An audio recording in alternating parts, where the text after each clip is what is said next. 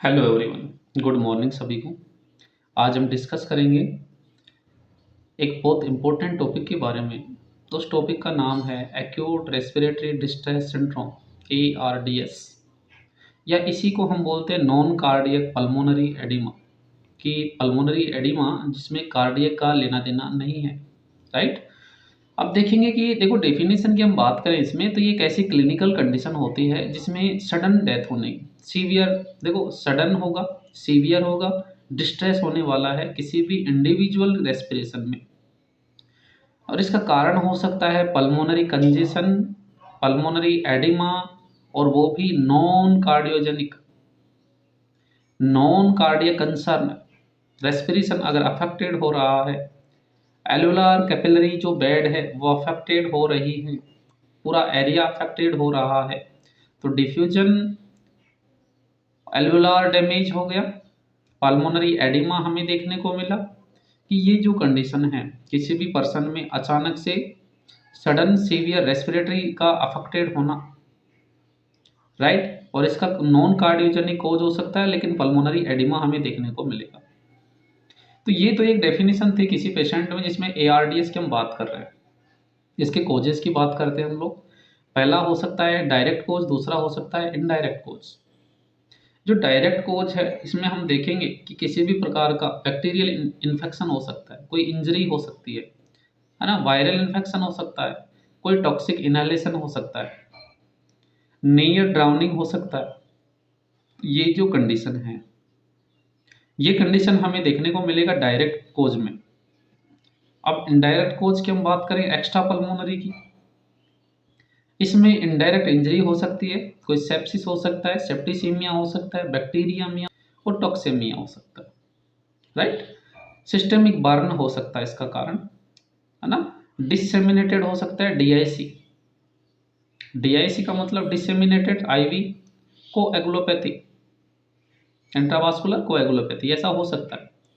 Head injury यहाँ पे हो सकता है, मल्टीपल ब्लड ट्रांसफ्यूजन का कारण ही हो सकता है, एक्यूट पेनक्रियाटाइटिस हो सकता है, किसी भी ड्रग्स की ओवरडोज होना, ये कारण हो सकते हैं किसी भी पेशेंट में जिसको हम एक्स्ट्रा पल्मोनरी बोल रहे हैं, राइट। अब ये देखेंगे हम कि किसी पेशेंट में जो पैथोफिजियोलॉजी है वो किस प्रकार से अफेक्टेड करती है पल्मोनरी कोजेस के अकॉर्डिंग। देखो किसी भी प्रकार का जो कोज है उसने इंसर्ट किया तो रिलीज करेगा इन्फ्लामेटरी सब्सटेंस, जिसमें इंटरल्यूकिन फर्स्ट हो गया, साइटोकाइनिन्स हो गया, TNF हो गया, ROS हो गया, ये चीजें क्या करेगा वो रिलीज करने वाला। इससे होगा इरिटेशन, वेजो एक्टिव सब्सटेंस इंक्रीज होने वाला, इन्फ्लामेटरी जो रिएक्शंस है वो होने वाली है एल्वुलार कैपिलरी बेड में। तो यहाँ पे हमें देखने को मिलेगा कि इंजरी होगी एल्वुलाई में, कैपिलरी बेड में, डिफ्यूजन एल्वुलर जो डैमेज है ये हमें देखने को मिल रहा है। एल्वुलाई और कैपिलरी डैमेज होने वाली है, इंक्रीज परमेबिलिटी यहाँ पे हमें देखने को मिल रही है कैपिलरी बेड में, एक्स्ट्रा वेसेशंस हमें देखने को मिल रहा है जिसकी वजह से क्या हो रहा है, पल्मोनरी एडिमा हमें देखने को मिल रहा है। एक्स्ट्रा वेसेशन का मतलब कि जो फ्लूइड है वो ब्लड वेसल्स के अलावा भी हमें बाहर देखने को मिल रहा है, इसको हम एक्स्ट्रा वेसेशन बोल रहे हैं। तो डिफ्यूजन और वेंटिलेशन जो है वो अफेक्ट हो रहा है, हाइपोक्सेमिया हो रहा है और रेस्पिरेटरी डिस्ट्रेस हो रहा है। इसके रिजल्ट में हमें रेस्पिरेटरी फेल्योर देखने को मिल रहा है। ये चीजें हमें देखने को मिल रही है। अब क्लिनिकली हम कुछ देखेंगे कि यहाँ पे क्या क्या हमें साइन सिम्टम्स देखने को मिल सकता है। तो उसमें सबसे पहले हमें acute sudden severe respiratory distress देखने को मिलेगा after exposure.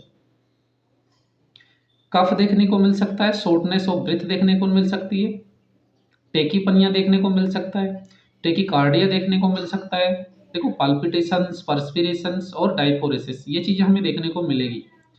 Feeling of suffocation देखने को मिलेगा और डिक्रीज होगा ब्लड प्रेशर।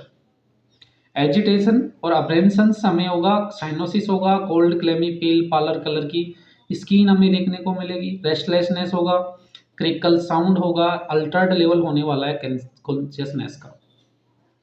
तो डायग्नोसिस में हम क्या करेंगे, वही कोज, कंडीशन और कॉम्प्लिकेशन को असेस करने वाले हैं। यहाँ पे हम हिस्ट्री कलेक्शन करेंगे, सिस्टमेटिक फिजिकल एग्जामिनेशन करेंगे, रेस्पिरेटरी जो डिस्ट्रेस है इसको देखेंगे, हिस्ट्री जो है पल्मोनरी और एक्स्ट्रा पल्मोनरी जो कोजेज हैं उनको हम हिस्ट्री में देखेंगे। पल्मोनरी कॉम्प्लिकेशंस देखेंगे, कार्डियक कॉम्प्लिकेशंस देखेंगे, एएनएस देखेंगे और एलओसी को देखेंगे, इनपुट आउटपुट और एसपीओ2, इन सब का चीज़ों का लेवल हम असेस करेंगे। अब यहाँ पे हम एक बर्लिन क्राइटेरिया होता है, हम बात कर रहे हैं बर्लिन क्राइटेरिया की, जो किया जाता है एक्यूट रेस्पिरेटरी डिस्ट्रेस सिंड्रोम में।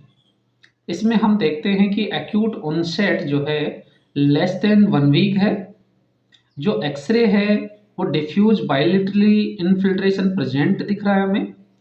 अगर नो एविडेंस है किसका, एलवीएफ का, लेफ्ट वेंट्रिकुलर फेल्योर का, एंड फ्लूइड ओवरलोड जैसा हमें देखने को नहीं मिल रहा, और बीएनपी बीटा नाइट्रोयूरेटिक जो पेप्टाइड है वो लेस देन 100 पीजी पर एमएल है, तो ventricular is not over stretched. इसका मतलब बोलता है कि सीसीएफ की कंडीशन नहीं है, कंजेस्टिव कार्डियक फेल्योर नहीं है, और PO2 और FiO2 जो फ्रिक्शन जो ऑक्सीजन का जो लेवल है, इंस्पिरेटरी जो ऑक्सीजन है वो लेस देन 100 है सीवियर ARDS में। तो 101 से 200 मॉडरेट है, 200 से 300 माइल्ड है। उसके अलावा हम देखेंगे एल्वोलार आर्टेरियल ग्रेडियंट्स जो वाइडनिंग है वो अगर इंक्रीज हो रही है, डिफरेंस है O2 बिटवीन देम दोनों में, तो एक्सरे हम देखेंगे, यहाँ HRCT देख रहे हैं, SpO2 देख रहे हैं, ABG देख रहे हैं, और इन्वेस्टिगेशन में इको और BNP CBC इन्फ्लामेटरी मार्कर्स ये चीज़ें देख रहे हैं। तो ये सारी चीज़ें अगर देखेंगे हम तो इसी को हम बर्लिन क्राइटेरिया बोल रहे हैं, जो हमें देखने को कहाँ मिलता है, एक्यूट रेस्पिरेटरी डिस्ट्रेस सिंड्रोम में। Thank you. अभी हमने देखा बर्लिन क्राइटेरिया। अब आगे हम सोचते हैं कि मैनेजमेंट में क्या करेंगे। देखो हम यहाँ कोच को ट्रीट करने वाले हैं, साइन सिम्टम्स जो है उनको ट्रीट करने वाले हैं, प्रिवेंट करने वाले हैं कॉम्प्लिकेशंस को। तो यहाँ पे देखो प्रॉब्लम्स थी, पेशेंट को डिस्ट्रेस हुआ था रेस्पिरेशन में, तो ऑक्सीजन थेरेपी हम देंगे, डिलीवरी करेंगे प्रीफर्ड मेजर से, मेडिकेशन अगर सिम्टोमेटिक है तो मैनेजमेंट करेंगे, एंटीबायोटिक देंगे ब्रॉड स्पेक्ट्रम में, कॉर्टिकोस्टेरॉइड्स देंगे, एंटीकोएगुलेंट्स देंगे, अगर डीआईसी हुआ है तो डिसेमिनेटेड इंट्रा, है ना, अगर ऐसा हुआ है तो हम क्या देंगे, डीआईसी करेंगे, एंटीकोएगुलेंट्स देंगे, डायरेटिक्स में लूप डायरोक्सिलासिक्स दे सकते हैं, फ्लूइड एडमिनिस्ट्रेशन करेंगे, इंट्यूबेशन अगर ज़रूरत है तो नॉन इन्वेजिव जो वेंटिलेटर बाईपैप जो है उसका हम यूज कर सकते हैं। ठीक है, और क्या बात करें, VVECMO veno venous extracorporeal membrane oxygenation ऐसा हम दे सकते हैं किसी भी पेशेंट में। तो असेस करेंगे हम डिस्ट्रेस को, आइडियल पोस्चर करेंगे, ऑक्सीजन एडमिनिस्टर करेंगे, कार्डियो पल्मोनरी मॉनिटरिंग करेंगे, LOC को मेंटेन करेंगे, इमरजेंसी इक्विपमेंट रेडी रखेंगे, साइकोलॉजिकल सपोर्ट देंगे, रेडी रखेंगे प्रोसीजर और इंस्ट्रूमेंट को, SpO2 ABG LOC क्रेकल्स, है ना, heart rate, BP, cardiac output, ये सब चीज़ों को हम करेंगे, देखेंगे, पेरिफेरल परफ्यूजन इनको हम कंटिन्यू मॉनिटर करेंगे, और रेस्पिरेशन को हम क्या करेंगे, कंटिन्यू देखने वाले हैं। तो ये हमारा क्या नर्सिंग कंसर्न था किसी भी पेशेंट में, जिस पेशेंट में अगर ARD जैसा कंडीशन हमें देखने को मिल सकता है। Thank you.